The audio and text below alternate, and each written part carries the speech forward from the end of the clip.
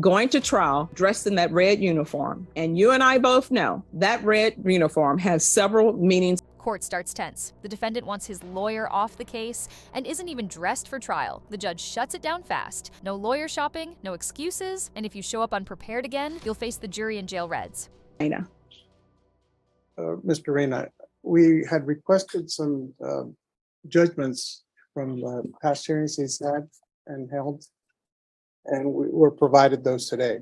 One of them, and I had received already one.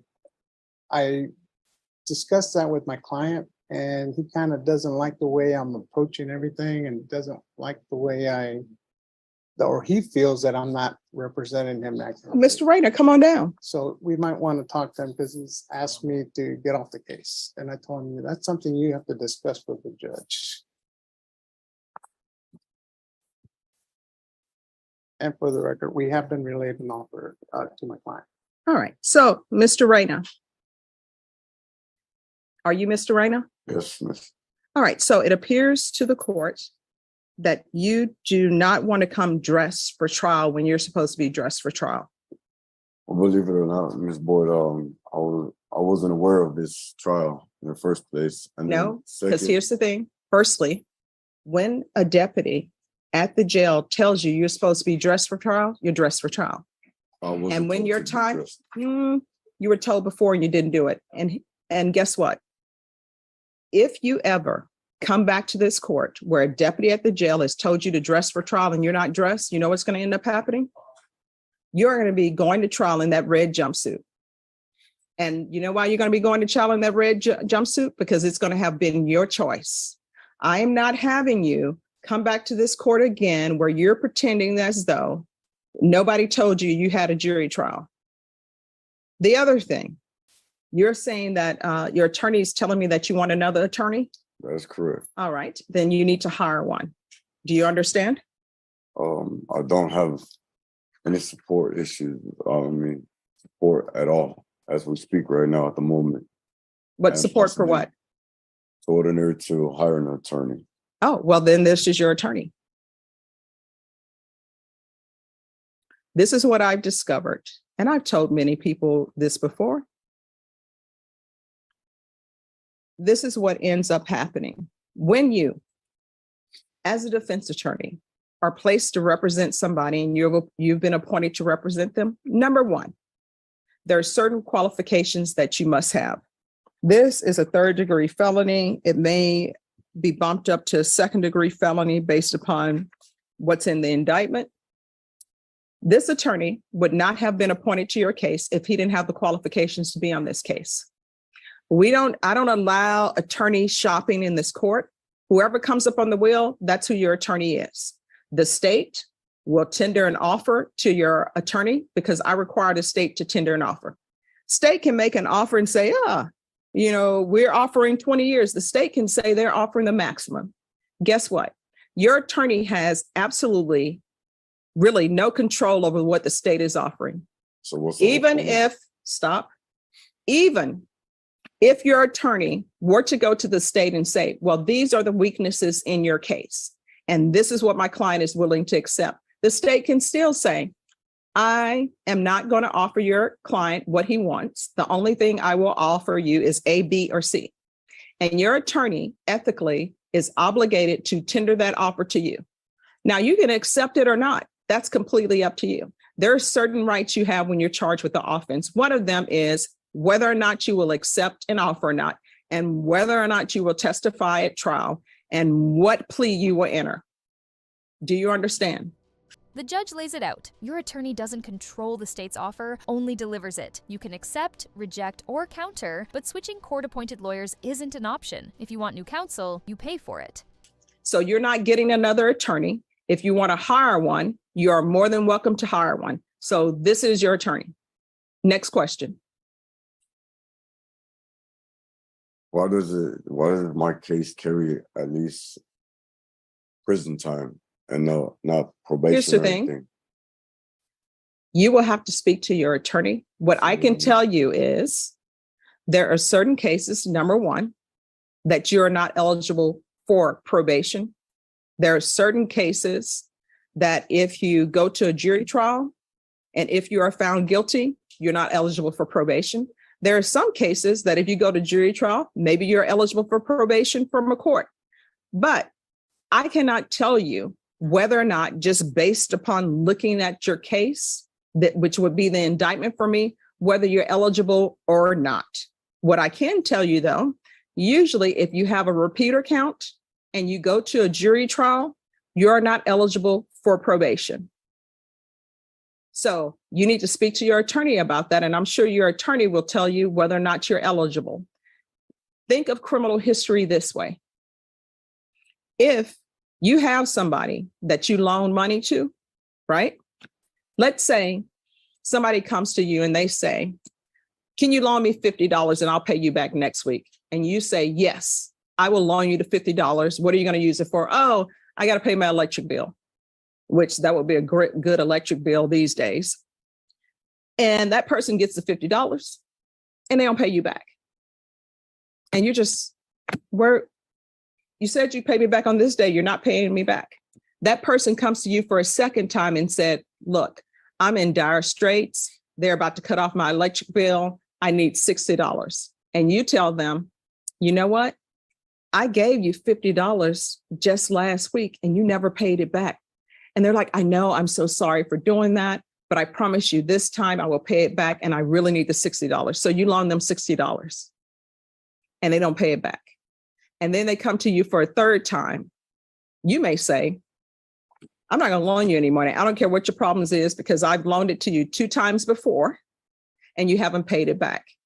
Sometimes people view criminal history that way. And when I was a prosecutor, sometimes people would view criminal history that way. They would say, you know what? I gave you probation before, you didn't do well on it, and you pick up another case. I gave you probation the second time, you didn't do well on it, and you pick up another case. So maybe that could be a reason why people make offers that they make. But what I want you to take away from this conversation is this attorney, according to the will, is qualified to handle the type of case that you're charged with. And I would tell you one of the qualifications they must have, and Mr. Gomez, correct me if I'm wrong, he has to have tried cases before, and he has to have tried felony cases before. You can't just have tried misdemeanor cases and then come to felony court and say, oh, I'm qualified. That's not how it works. So he's tried the necessary cases. And if you are upset by the offer that he is tendering to you, no, that is the offer that is the state has made. And in this court, I require everybody to treat each other with kindness. So I guarantee you, when the state made him that offer, the state wasn't mean. The state just says, this is the offer I'm making. And I expect you to treat your attorney with respect. I'm sure your attorney will treat you with respect. But again, if you want a different attorney, you need to retain an attorney. So that means you need to go out and hire an attorney. And if you don't have the money to hire an attorney, then this is your attorney. Do you understand? The other thing I want you, that's either yes or no. Yes, miss. The other thing I need you to understand, and again, we're not doing this anymore. If you are at the jail and they're ordering you dressed for court, that's me ordering you dressed for court because you're up for trial. And I will not have any qualms whatsoever with you going to trial dressed in that red uniform. And you and I both know that red uniform has several meanings attached to it, just the way the orange ones does and the blue ones does. The blue one for females, orange, just regular inmates. The red, gang member, age issue, in admin segregation. Yellow with stripes, pregnant, or just yellow, pregnant. Tan or grayish looking color, trustees. So if you want to come to trial dressed in red, that is completely up to you. Do you understand? Yes, miss. Do we understand each other? Yes, miss. Do you understand the offer that the state has made to you? That's either yes or no. Yes. Do you need to confer with your counsel anymore on the offer that the state has made to you? And if you would like to make a counter offer, I'm sure if you would tell your attorney, well, I want to accept this, but this is what I will accept. That's what's called a counter offer. But what that means is you're telling the state, I'm not accepting your offer. I will only accept this. So that means that you're rejecting the state's offer and it may or may not appear for you again. Do you understand? Yes, miss. And I'm sure this attorney will be able to tell you what your range of punishment is in this type of case.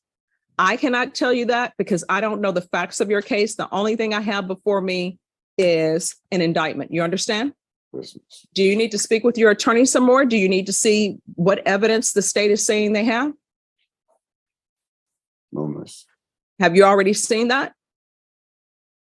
Not quite yet, but yes, I have. Mr. Gomez, will you let him see that since we're all here? I could confer with him again. All right, so your attorney is going to confer with you and the state will let him see their file so you can see their file and see what they have, okay? All right, thank you. 2019 CR 11647, State of Texas versus Jamal Trayvon Coleman. Can our parties announce for the record for the state? Travis Banks, State of Texas. Defense? Monica Corolla for defense. And are you Jamal Coleman? Yes, ma'am. Are you the same Jamal Coleman who was placed on deferred education in 2019 CR 11674 for the offense of aggravated assault with a deadly weapon on November 5th, 2020 for a period of 8 years? Is that you? Yes, ma'am. All right, state. Violated condition number 2 on or about the 7th day of June 2023 in Bexar County, Texas. The defendant Jamal Trayvon Coleman did then and there fail to submit to a drug test in violation of condition number 2. How do you plead to that? True or not true? True. The state will waive and abandon the other allegations.